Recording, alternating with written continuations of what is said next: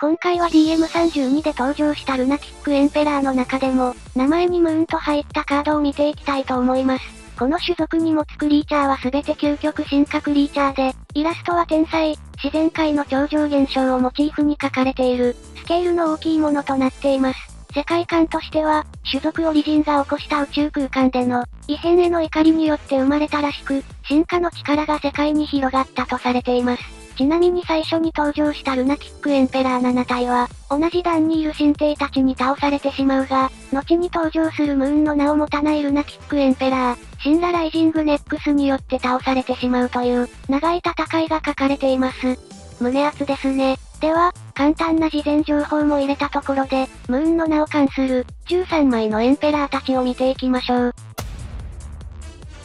7コストの非文明究極進化クリーチャーで、攻撃時に相手の場のパワー6000以下のクリーチャーを、2体まで選んで破壊できる能力を持っています。トリプルブレイカーとパワー15000、ということで当時の環境内ではまあまあな突破力を持った、進化クリーチャーの位置づけでしたが、進化クリーチャーの上に進化させる手間が重く、そこまで使用頻度の高くなかった1枚です。現環境においてもパワーのインフレやコスト、上位互換の登場によって使われなくなっていますね。ちなみにモチーフは作成スタッフの解説によって、明らかになったが、地震をイメージしているらしいです。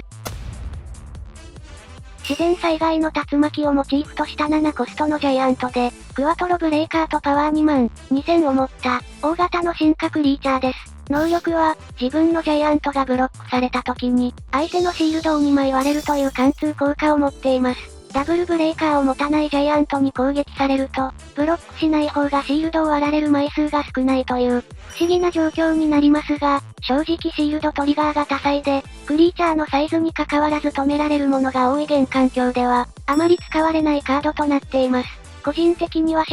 キングの持ち例に出てきそうなイラストで、すごく好みなんですけどね。ガンダーラの誰かに使ってほしいです。こちらは吹雪をモチーフにした水文明の究極進化クリーチャーで、攻撃時に3枚までドローすることが可能となっています。コストも6と、他の究極進化クリーチャーに比べて軽く、3枚のドローもほぼほぼできるため、アドバンテージ的には取り返しがつきやすいカードとなっています。とはいえ、サイバーブレインなどのカードも電動が解けた今、わざわざこのカードを使ってドローする暇があるかと言われると怪しい。というかそんな時間はない。と言っても過言ではないぐらいに使い道がないと言えます。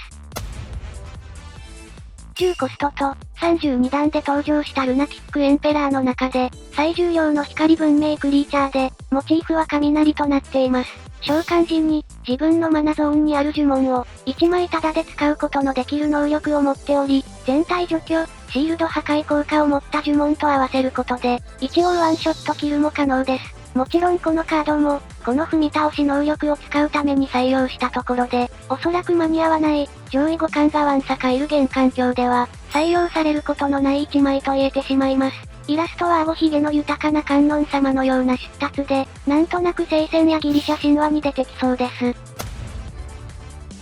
トリプルブレイカーを持った闇文明のクリーチャーで、破壊される時に、相手のクリーチャーを、身代わりにできる耐性効果を持っています。この身代わり効果には面白い裁定が出ており、知らない人も多いのではないかと思います。期間効果は連鎖しないので、相手の場にパーフェクトギャラクシーのような場を、離れない能力を持ったクリーチャーがいたとしても、破壊できてしまうのです。破壊身代わり効果を相手に押し付け合い、しまいには、喧嘩に発展していた子供たちを思い出します。ほとんどのカードゲームで言えることですが、ルールがややこしすぎて、理解しづらいものって、良くないですよね。非文明のアンコモンクリーチャーで、アタックする際に選んだ数字と、同じコストのクリーチャーが山札の上にいた場合に、タダで召喚できるという、連ドラに近い能力を持っています。能力だけ見れば、ガチロボ系のデッキと相性が良さそうですが、やはり究極進化ということで、召喚までに手間がかかってしまうのが難点です。吊るして先に山札の上を、バレないように確認してから、あたかも適当に言ったら当たったかのように演技して、クリーチャーを召喚していた子供たちを量産した、闇の深い一枚ではないでしょうか。急にデッキをシャッフルし始めて、デッキトップをいじっていた人もいて、そこまでしてこの能力でタダ出ししたいのかと、逆に感心したのを覚えています。攻撃時にバトルゾーンにあるクリーチャーを1体、持ち主の手札に戻せる能力を持っています。イラストのモチーフはおそらく渦潮で、能力だけ見ると、何かしらのループコンボに使えそうな1枚です。結局は究極進化クリーチャーということで、このバウンス能力のためだけに場を用意するのは、手間がかかるということで採用は見送られてきています。もしクリーチャーだけでなく、現環境のフィールドや封印も戻せたら、一縷の望みはあったかもしれませんね。次に DM33 弾に登場した10コストの闇文明究極進化カードで、登場時にお互いの墓地からクリーチャーを全て出すという、大雑把だが強力な能力を持っている1枚です。テキストより、自分のクリーチャーから先に召喚するため、100発人形マグナムなどの召喚阻害能力を持ったクリーチャーと合わせたり、お清めシャラップなど、相手の墓地のカードをゼロにできるカードと、組み合わせることで、最大限のアドバンテージを得ることができます。8コストの自然文明究極進化クリーチャーで、使い勝手があまり良くなかったムーン系クリーチャーたちの中でも一点、面白い能力を持っています。自分のターン限定ですが、クリーチャーを出した時に山札から同じクリーチャーを、好きなだけバトルゾーンに召喚できる効果を持っており、出た時効果を持つカードであれば、単純に効果が4倍、4回繰り返されるとなれば相手は、たまったもんじゃないです。ちなみに能力の特性上、同盟カードが多くデッキに入り、場とマナにも同盟カードが多く並ぶ可能性が高いため、ハイランダーデッキ御用達のカード、天使と悪魔の墳墓には、十分気をつけたいです。小さい子を相手に、これでもかと重量級クリーチャーを並べて、勝ち誇った顔で勝負を決めに行った時に、墳墓を踏んでしまい、焼け野原となった自分の場を見て、早口でクソゲー、運ゲー、ラッキーおめでとうと負け惜しみを垂れていた、おじさんのことを思い出してしまった一枚です。水文明の究極進化クリーチャーで、召喚時、攻撃時、そして破壊された時に相手の墓地にある呪文を1枚、タダで使うことのできる能力を持っています。かなり相手依存な能力のため、安定した運用が難しいといった難点が挙げられます。正直、相手に使われると面倒くさいカードだけど、自分で使うと弱く感じる、誰もが感じたことのある、あの矛盾感を与えてくれる1枚です。DM35 で登場した光文明の究極進化クリーチャーで、隕石をモチーフにしたイラストかと思いきや、思いっきり期待を裏切る、五芒星を背負ったペプシマンという、個人的にネタイラストだと思っているカードです。能力も、攻撃時に山札の上を1枚見て、ブロッカーならタダで出せるというもので、ビクトリー感はありません。もう少し名前や能力をマッチして欲しかったなと思ってやまない1枚でした。